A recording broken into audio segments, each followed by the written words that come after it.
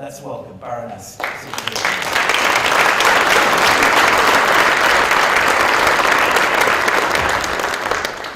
Well, thank you very much, William, for that really kind introduction.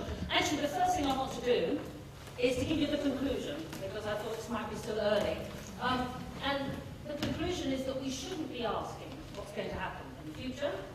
We should be asking, how can we change the future? How can we make it the kind of future we want for your clients, for your workforce, and more personally for your family, for your children, and for your grandchildren.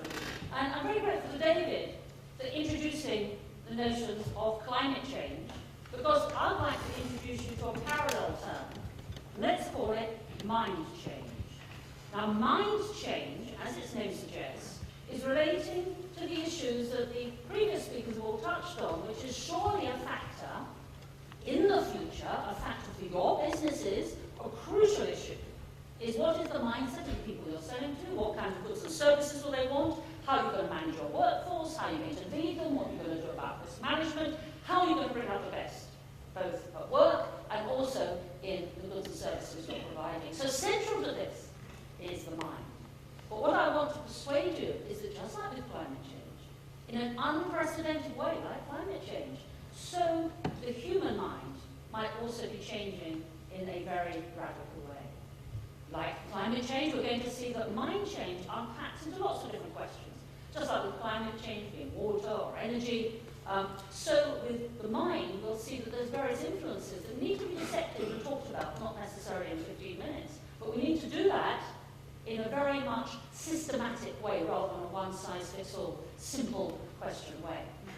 And like with mind change, with climate change, we're going to see that mind change is global and it's unprecedented, and no one really knows where we're going. It's highly controversial. Some people think we're doomed, some people think that science can help, some people think it's exaggerated. And what we need to do, therefore, is to, like with climate change, take it on board as a serious issue that needs proper discussion, that can't be just brushed to one side, and certainly shouldn't be ignored so we just walk aimlessly into this astonishing new century. So what I'm going to do in probably the now 12 minutes or so that remain is do three things. First, I'd like to give you an overview of the brain. And that's what happens if you are scientists, I'm afraid. That's inevitable. It will be the fastest brain research course in the world. It'll be all of about 3 minutes long. Then what we're going to do is just to explore very briefly the factors that I think are really important in affecting the mind, the brain, and then finally, what can we do about it? So here we go, ready for the course. Okay? And could I ask you, I want to defy the chairman, I want to defy William and say, please don't tweet, listen. As we'll come on to that in a minute, because you're so busy tweeting, I think maybe you're not actually listening to the course. So like any teacher, I'd say please don't tweet, use your mobiles, listen. Okay, so you might ask yourself, why are you so different from the person sitting next to you? You might ask yourself what experiences they're having, because no one can get into your head and see the world as you see it. No one can have a first-hand perspective of the experience that you are having right now. No one can hack into your head and see the world through your eyes. And nor has anyone ever been able to do that for 100,000 years we've stalked the planet as a species, because your brain, unlike your heart or your lungs or your livers, your brain is unique. No one's got a brain like yours, nor will there ever again. And even if you are an identical twin, that's a clone, you are still a unique individual. So why is this? Well, a clue comes to the fact that we occupy more ecological niches than any other species on the planet. We don't run particularly fast, we don't sing particularly well, not particularly strong. What is it we do? We learn. We adapt to the environment in which we are placed. And if there's any take-home message from this little course, it's that the human brain is exquisitely evolved to adapt to the environment. Other species, to greater or lesser extent, also learn and adapt. We do it better than any. We do it superbly. And this is the essence of what turns your brain into a mind. This is the essence of what makes you the person you are. Because when you're born with pretty much all the brain cells you'll ever have, but it is the growth of the connections between the brain cells that accounts for the growth of the brain after birth. Now here's the clever thing. When you have your unique experiences, your individual interactions, so your connections will be shaped and formed and strengthened and updated by your individual experience. So one very, very brief example, imagine something like a wedding ring. For a small baby, it's gold, it's shiny, it's attractive by virtue of its sensory properties. As the weeks turn into months, into years, so you'll learn it's something you put on fingers, you'll make that association. You'll learn the word eventually, ring. And then you'll learn that wedding rings are a selective group of rings. They belong on only one finger, they mean something. That is to say, you can make an association between them and lots of other things. Then you might have a wedding ring of your own, and that will mean even more than, frankly, this rather generic gold thing that at first blush looks the same as everything else, but for you it's special. For you it might be the most important thing in your life because of the covert associations and experiences and memories that one object will trigger to you. So you personalize the world around you, it helps you understand the world around you. If someone comes in dressed as a ghost, say, you're not going to be scared because of your prior experiences which enable you to interpret what you're seeing rather than take it to face value. Someone with dementia or a small child cannot do this. They will take it at face value and be confused and frightened because it's a novel stimulus. So your mind is your personalization of your brain through the unique connections formed as you're experiencing the world. This is something called plasticity. It doesn't mean the human brain is made of plastic, of course. It comes from the Greek to be molded. And there's one wonderful experiment of this, of 3 groups of adult human volunteers, none of whom could play the piano. And if ever you get the chance to volunteer for such an experiment, a word of advice, don't be in the control group. Because they stared at the piano for 5 days. But anyway, the scans then showed over 5 days with the control group, the brains were literally unimpressed, there was no change. The people that learned the 5-finger piano exercises, an astonishing change, even over 5 days, you could see it with the naked eye in the brain connections. The most remarkable group, the third group, because these guys were asked merely to imagine that they were playing the piano. Their brain scans were the same as the people physically playing it. So this shows you the important issue. It's not the contraction of the muscle, it's the thought that precedes it. Someone once said, thinking is movement confined to the brain. It's this forging of connections that can be triggered by a thought. So hopefully, even as I'm speaking now, you're making lots of connections in your brain. So obviously one could go on forever, well I could obviously, about, I'm so interested in it, about how the human brain becomes personalized in this way. But I hope I've given you a flavor, I hope I've convinced you a little bit, that as you're navigating your world, everything that happens, you see in terms of what's happened before. You start off in this booming, buzzing confusion of how sweet, how fast, how cold, how bright, but gradually, as erstwhile abstract patterns and colours and sensations start to make connections, so an erstwhile visual abstract pattern will now be your mum's face. And if mum features again and again and again in your life, more and more associations. So this mum, your mum, means something to you, whereas other people's mums won't mean the same thing. So gradually you are personalising the world. Now, if that is the case, if you accept the first bit, that the human brain adapts to the environment, now, second bit, the environment is changing. There are many, I think, who couldn't dispute this. We now know in the various surveys that there's one in particular sticks in mind, between 13 and 17 years of age, in one particular survey, the kids, over half of them were spending 30 plus hours a week, in front of a screen. So that's 4 to 5 hours a day, recreationally that is, engaged in the two-dimensional cyberculture of the screen in some way. So what does this tell us? Well, you only have to look, and we were amused about this at dinner last night, at some of the things that are there to give us the feel for the shape of society. You might like to look, for example, at there's 2 apps.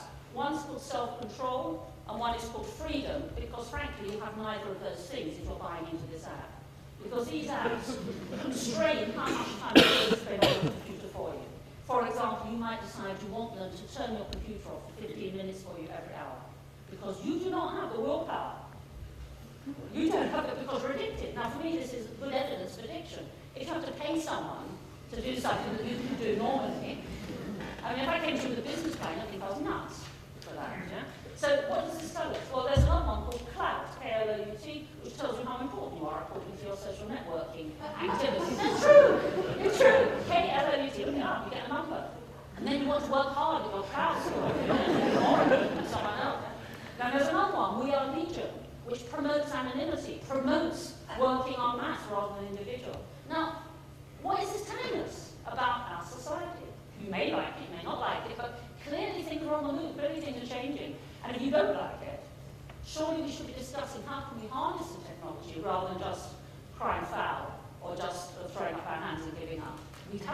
with climate change, we shouldn't be doing this with mind change.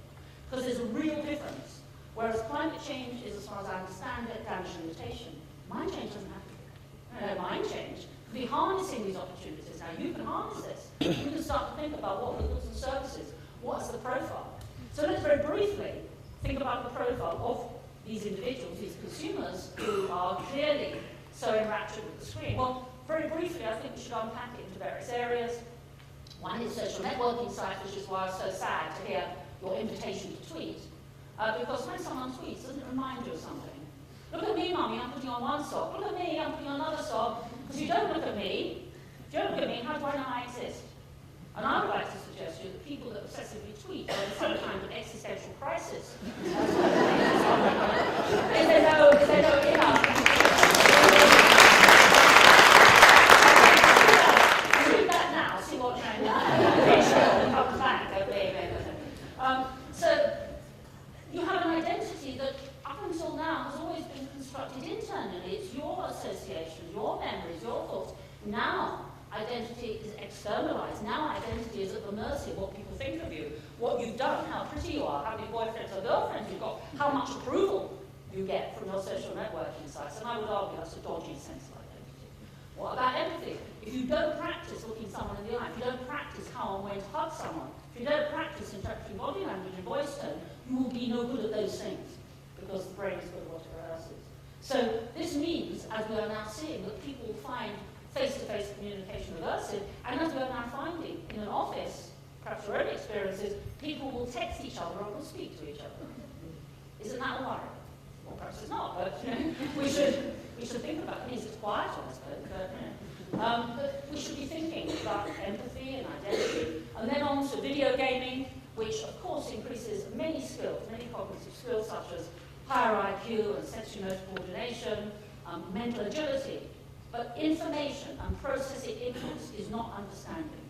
And as someone said, just because we might have raised IQs, we haven't got raised insights into the economic crisis or into the Middle East solutions. Yeah? So really we have to differentiate information from knowledge, and we have to think about how can we enable the latter. It's all very well to have someone give fast responses and hypertext, but they also, we now know, have shorter attention spans. So what we need to do is to think of ways in which, if we wish, we can enhance attention spans, how we can enable people to join up the dots in a way that is not automatically done when you go onto a search engine, for example. We also know there's a strong connection now between ADHD and video gaming, low-grade aggression, and indeed the very mechanisms of addiction that we know with drugs abuse are also parallel in many cases of video gaming via a chemical you may have heard of, as it happens, dopamine. And then finally, we think about search engines, and the chairman of Google, no less, Eric Schmidt, is actually quoted as saying, "I still believe that sitting down and reading a book is the real way to learn something." So, just to summarise, because I'm aware I'm probably trespassing on time. What's my time, Chairman? 1 minute. What can we do about this? Because I don't think the picture is gloomy. I've just tried to etch out some of the issues. Let's think of the good things. We're now living longer and healthier lives. A little girl or boy born now has a 1 in 3 chance of living to be 100. So what are they going to do for the second 50 years of their life? Are they going to be glassy-eyed, going, yuck and wow, playing games? Are they going to just do Sudoku all their lives, or golf? One of the most exciting challenges, not that I've got anything against golf or Sudoku, but surely, given that we're all going to be healthier and more mobile, or it won't matter so much because we can work with IT, can we do something to help stimulate people? So what I would like to suggest is my solution to things, and of course, as someone once said, for every complex situation, there's always an easy answer, and it's always wrong. So we need to, of course, just think about directions. First thing I'd like to see, and I appeal to the media folk here, are more surveys, because I know from talking to many, many people, people are concerned, but where's your voice? If you're a parent, where's your voice? What surveys have you participated in, which can then be enshrined in solid statistics and numbers that you then go to someone like me, the name of the laws, stand up and quote. They're not there at the moment. What we need is to give people that are concerned a voice, a survey where we can actually have a profile, a formal profile of that. Second, I'd like to see more research into the brain mechanisms, but obviously I would say that because that's what I do for a living. Third, I think what we could do, and again this would be a business opportunity, is start to think of more innovative software that if we are concerned with recklessness and people learning that actions don't have consequences from video games, or are concerned with lack of empathy or identity. My own view is that it's not like building a time travel machine, it's not defying the laws of physics, to try and think of novel software that can help offset some of those issues, and that would be very interesting. Finally, I think, and I appeal to you as parents as well as captains in industry, is we have to think of how can we give an environment that's more attractive than the screen, because there's no point in policing people and telling them not to do something. That will give it an allure.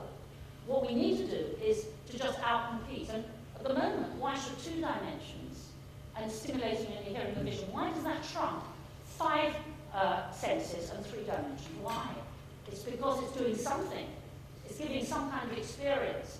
My own view is that we should be devising ways. You could, thinking of goods and services, you could think of environments, whatever your business is in, where you can actually get people back into 3 dimensions. And my own suggestion, I'll end on that because I'm way over time, is the most marvellous expression of your individuality, and that's what we all want to be, don't we? We want to be people who are respected and have a sense of fulfillment and identity, a strong sense of inner identity.